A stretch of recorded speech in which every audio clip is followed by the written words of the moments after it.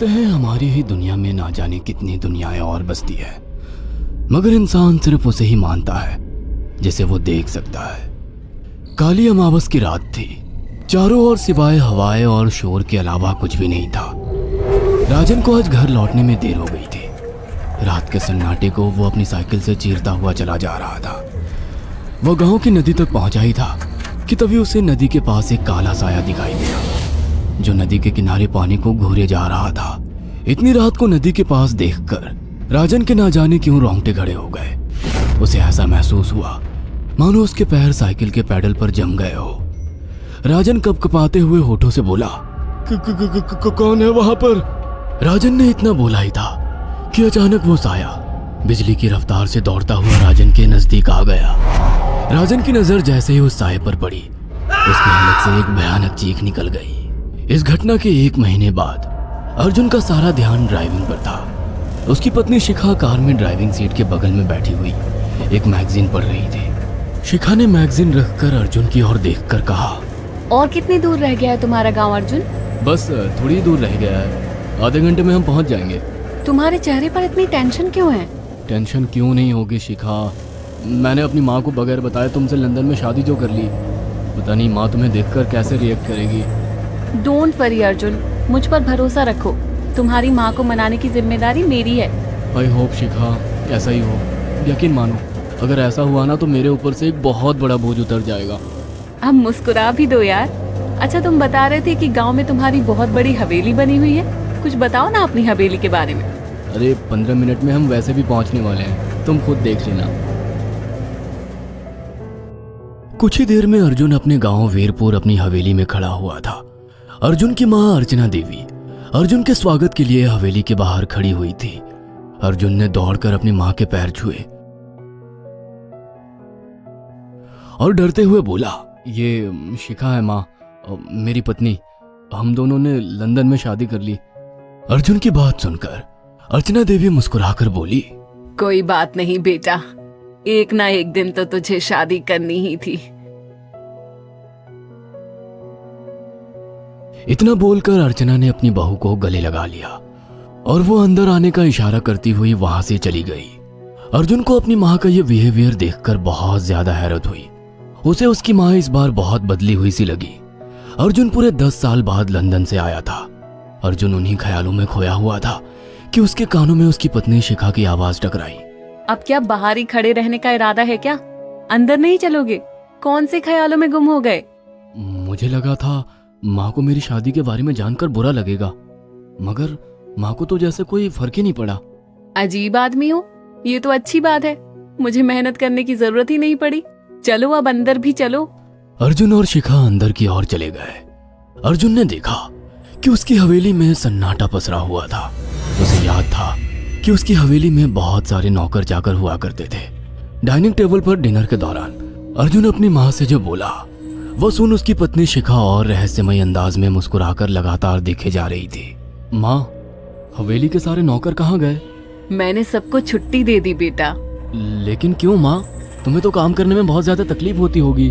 नहीं बेटा, मुझे कोई तकलीफ नहीं होती। कुछ वक्त से मुझे सुकून और सन्नाटा अच्छा लगता है। अर्जुन इससे पहले अपनी माँ से कुछ कहता कि उसकी माँ ने उसे बोलने से रोक दिया। अर्जुन चुपचाप खाना खाने लगा। खाने के बाद अर्जुन और शिखा बेडरूम में चले गए। अर्जुन बेड पर सोच में लेटा हुआ था कि अचानक शिखा अर्जुन से लिपट गई और वासना का तूफान अपने चरम पर पहुंच गया था।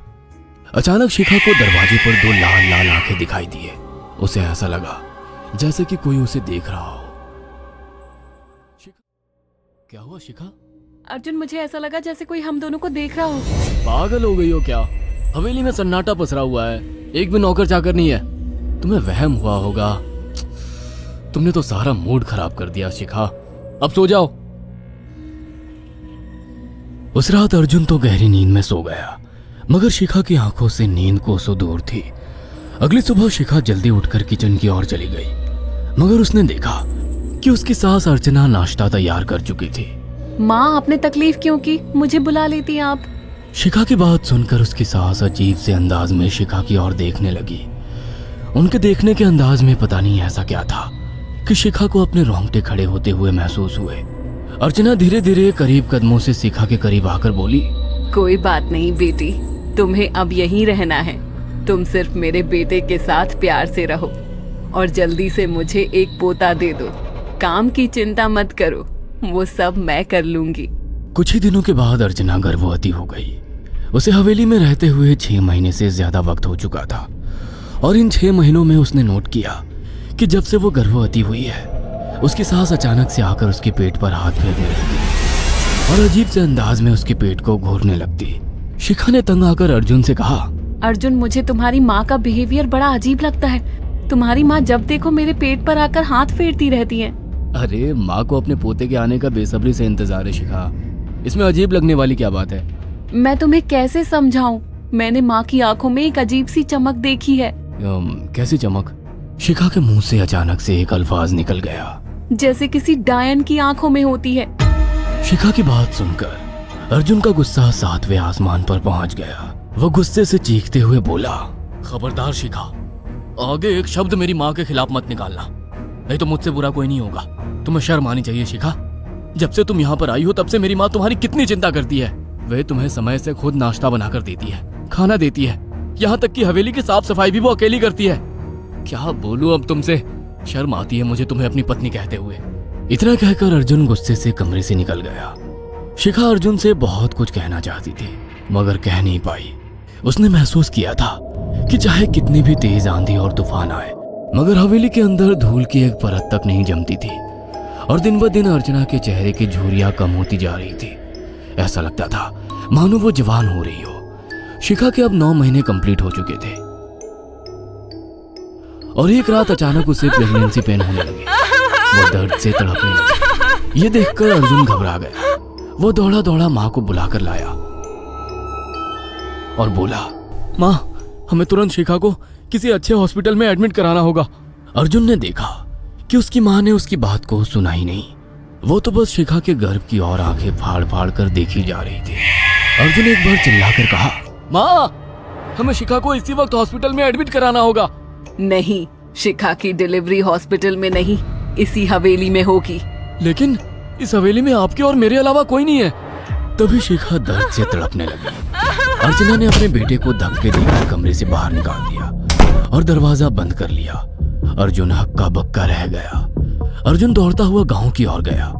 उसने देखा कि गांव में एक पेड़ के नीचे गांव के सभी बुजुर्ग इकट्ठे थे। उनके हाथों में जलती हुई मशालें थीं। अर्जुन उनके पास पहुंच गया और बोला, मेरी मदद कीजिए, मेरी बीवी को प्रेगनेंसी दर्द हो रहे हैं। आप प्लीज किसी दाई को बुला लीजिए, जितना पैसा चाहिए देने को मैं तैयार हूँ। तभी उसके कानों में गांव के सरपंच की आवाज टकराई, बेवकूफ लड़के, तू अपनी बीवी को एक डायन के यहाँ पर मरने के लिए छोड़ आया। क्या कहना चाहते हैं आप? आप जानते हैं आप क्या कह रहे हैं? वही जो तू सुन रहा है। तेरी माँ एक डायन है। इन गांव वालों के हाथों में जो मशाले देख रहा है ना, हम तेरी ही हवेली में आग लगाने जा रहे थे। तेरी माँ ने इस गांव में ना जाने कितने नौजवानों को मार कर खाया है। तेरी माँ एक डायन है। लगता है आपका दिमाग खराब हो गया है। आप जानते भी हैं मैं कौन हूँ? हाँ, मैं जानता हूँ। तू ठाकुर धीरेन्द्र प्रताप का बेटा है। तेरे पिता को शक हो गया था कि तेरी माँ एक डायन है, इसीलिए उन्होंने तुझे हमेशा उससे दूर रखा। पहले तेरी माँ ने तेरे पिता को मारा और धीरे धीरे करके वह हवेली के सारे नौकरों को मार कर खा गई और फिर गांव वालों को भी मारने लगी। और अब तो तेरे होने वाले बच्चे को खाएगी, क्योंकि डायन को नवजात शिशु का मांस खाना बहुत पसंद होता है। अगर मेरी बात पर यकीन नहीं है तो चलकर मेरे साथ तो खुद अपनी आंखों से देख ले। इतना कहकर सरपंच अर्जुन को लेकर हवेली की ओर चल पड़ा। उसके पीछे कई लोग थे जो जलती मशाले पकड़े हुए थे। हवेली के अंदर घुसकर उन्होंने उस कमरे के दरवाजे को तोड़ दिया जहां पर शिखा थी। कमरे का मंजर देखकर अर्जुन के रोंगटे खड़े हो गए। उसने देखा कि उसकी माँ एक बेहद भयानक रूप में उसके बच्चे का मांस खा रही थी और उसकी पत्नी शिखा फर्श पर मरी हुई पड़ी थी और पूरा फर्श खून से लाल था। अर्जुन को अपनी आंखों पर यकीन नहीं आ रहा था कि तभी उसकी माँ उसके ऊपर झपटी।